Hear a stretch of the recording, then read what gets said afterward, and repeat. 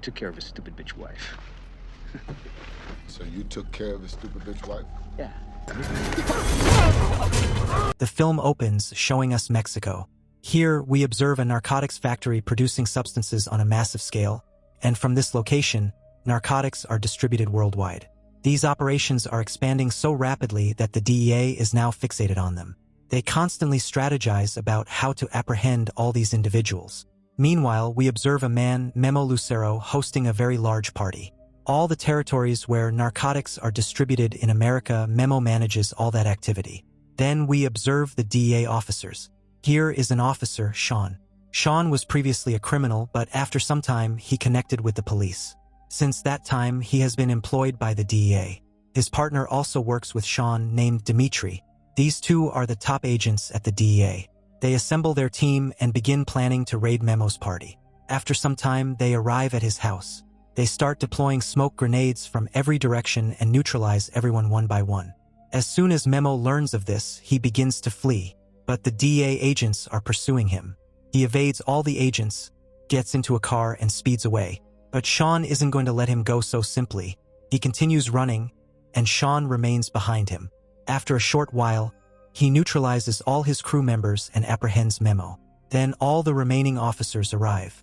Everyone is extremely happy because they have captured a very significant member of the cartel. With this breakthrough, they can dismantle the entire cartel.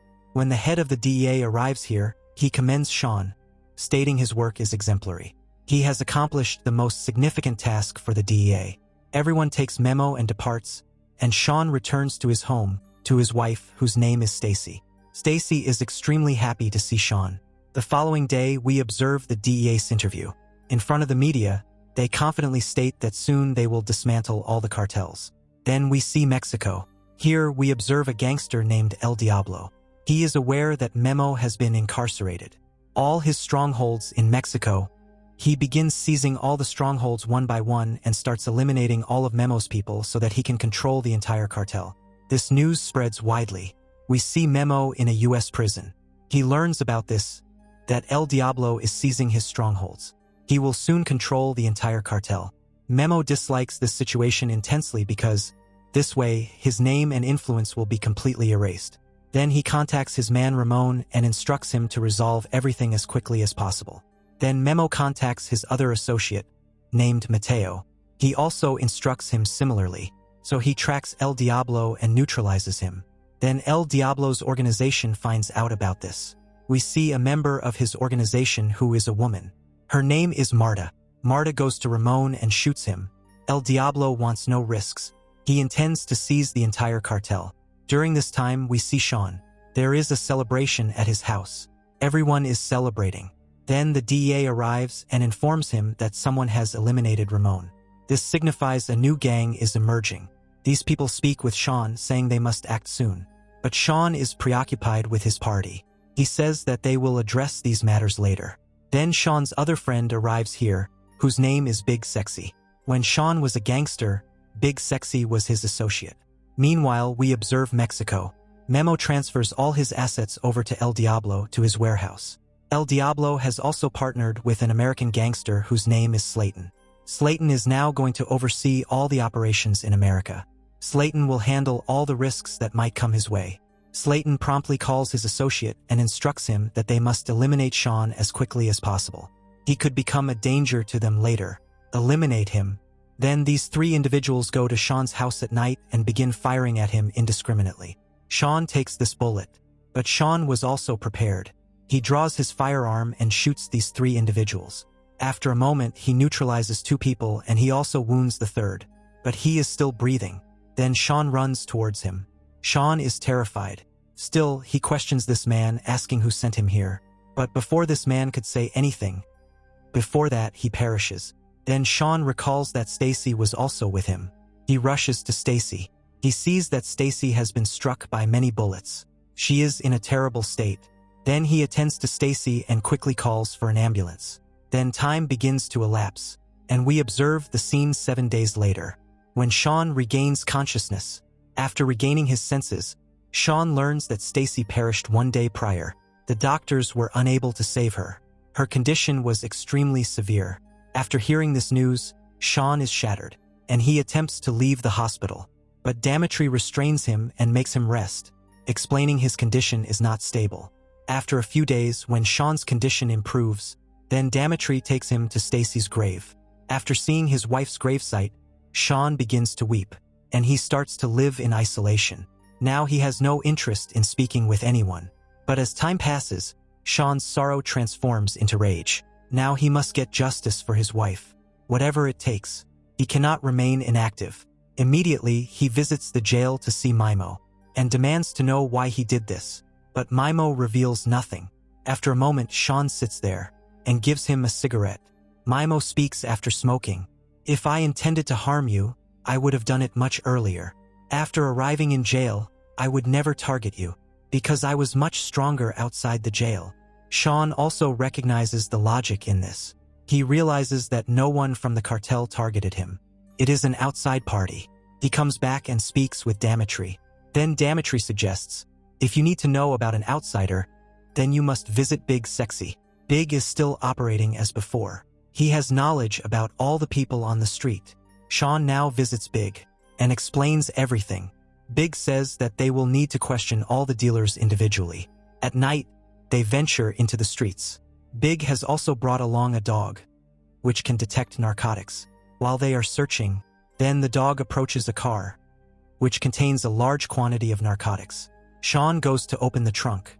Then a woman approaches and mentions that a man has been residing here for some time, whose car he had consumed a large quantity of narcotics. Then he perished from an overdose. He resides in the building opposite. Then Sean and Big start to head inside. As soon as they go in, they discover only deceased individuals inside, which are now decomposing.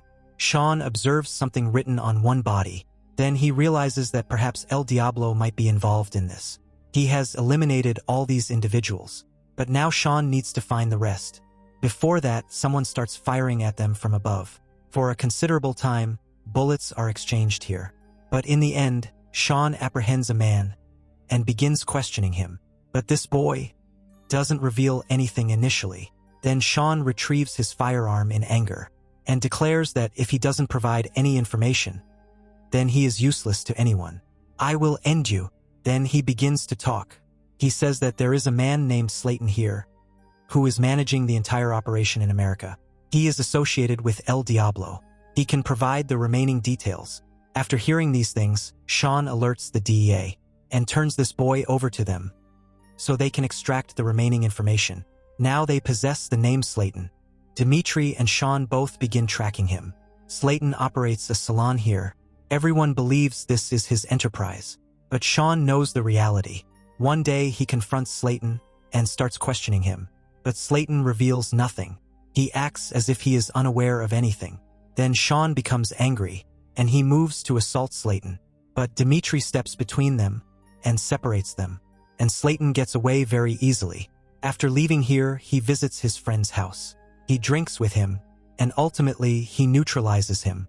Then he contacts his associate, Hondo. He instructs him to move all the narcotics. "Now my narcotics must be in every part of America." He also discusses Sean here. That Sean was a threat to them before, and now he has become an even greater threat. He must be removed from the path soon. Then on the other side, we see Mateo's associates. Mateo had assured Mimo that he would move his family to a secure location. He places his entire family in a vehicle to be transported from here, but the car just departs from here. Before that, the entire vehicle is engulfed in flames, and in one instant, Mimo's entire family is gone. Then Mateo contacts Mimo and expresses his apologies, stating he could not uphold his promise. When he was relocating his family, at that very moment, all those individuals perished. After hearing these words, Mimo is devastated. He now has no one left in this world. Mimo remains incarcerated. He cannot even seek justice for his family. Then he recalls Sean, that his wife was also harmed by El Diablo. Mimo and Sean both share the identical pain. Both desire justice. Mimo promptly contacts Sean at the jail and recounts his entire situation to Sean, and also states that everyone was harmed by El Diablo. "My family and your wife. That is why we both must collaborate. Only then can we defeat him." Then Sean consents. Mimo hands a small piece of paper to Sean, on which the name of a narcotics dealer is written. Sean takes the paper and departs. On it, the name of a narcotics dealer named Joe is written. Sean arrives there without delay and begins negotiating with him. Joe presumes that Sean is a new narcotics dealer who wishes to purchase a large quantity of narcotics from him. They converse for a long time. They even finalize the meeting details. Then Joe sends a woman to Sean to provide him company. But Sean has no desire to be with any woman. His wife has just passed away. After observing this, Joe taunts him and asks if he doesn't like women. "Should I send a man for you?" Then Sean becomes enraged. After witnessing this, Joe pacifies everyone and discloses the location of the transaction, where these individuals are planning to transact. Sean returns directly to the DEA's office and explains the entire situation. That I am arranging a transaction. A large quantity of narcotics will be involved in that transaction. We will apprehend many individuals instantly, and all those individuals will lead us to at the DEA's office, where I am going to make a deal. You all must monitor that location from all angles. As soon as I give the signal, then you guys move in. The following day, Sean reaches that location. Then he connects with Joe. They are departing to conduct the transaction. Then, on the route, they encounter Hondo. Hondo states that he must inspect all the money first. He comes and inspects the money. Then they both begin conversing. When Sean speaks with Hondo, then he recognizes that he is the very same person who issued the contract on Sean, and that is why Stacy was harmed. Then Sean loses his composure, and he starts assaulting Hondo. After witnessing this, chaos erupts everywhere, and gunfire begins. When the DA's personnel observe this, then they start firing bullets from all directions to apprehend all these individuals. Immediately, they neutralize all of Joe's associates and all of Hondo's associates. There are only deceased individuals everywhere. They return after neutralizing everyone. Then Sean's superior summons him and informs him that 3 of our agents perished today. And the transaction you informed me about, that transaction could not be finalized because you are not yourself. You require a break for at least 6 months. You are suspended for 6 months. When you get your head straight, then return after 6 months. After hearing these things, Sean surrenders his badge and comes back. He feels terrible. Then he goes to visit Mimo and informs him of the whole situation, that the transaction he was arranging today, that transaction also was not finalized. All the efforts were wasted. Sean has also been suspended for 6 months. Now the DA's personnel won't assist him. He doesn't know how he will avenge his wife. Then Mimo consoles him and says that he doesn't need anyone. I know that in Mexico, El Diablo keeps all his cash. If you can get there, then we can cripple El Diablo from within. But before that, I must be relocated to another prison. This prison is more secure. Even inside this prison, they are trying to harm me. After hearing these things, Sean departs and tracks Joe. He believes that Joe is still valuable. After spotting Joe, he goes to see Dimitri. Sean understands that he cannot accomplish this by himself. He wants to reunite all his former associates so that he can bring down El Diablo. He outlines the entire strategy to Dimitri because both of them were partners. Dimitri says to forget the past. I did not have a family previously. Now I have a family. I cannot do things like before. Sean also accepts this. He departs and visits all his former associates who might assist him. He is speaking with them. Then Dimitri arrives. He tells Sean, "You have always been my brother. I know that you are in difficulty. I won't abandon you. No matter what, we are in this together." Sean is pleased. Then they visit their third friend, Big Sexy. He consents to assist them. They devise a plan and storm Joe's bar. They wreck the establishment. They point a firearm at Joe and state that he must follow their instructions. Otherwise, you will forfeit your life. Then Joe consents. Sean instructs him to arrange a transaction with El Diablo. Slayton oversees his operations in America. Call him and inform him that you require a large shipment. You will pay in cash. Then Joe complies. Slayton also consents because this transaction is very substantial. So Slayton informs him that he will come to finalize this transaction.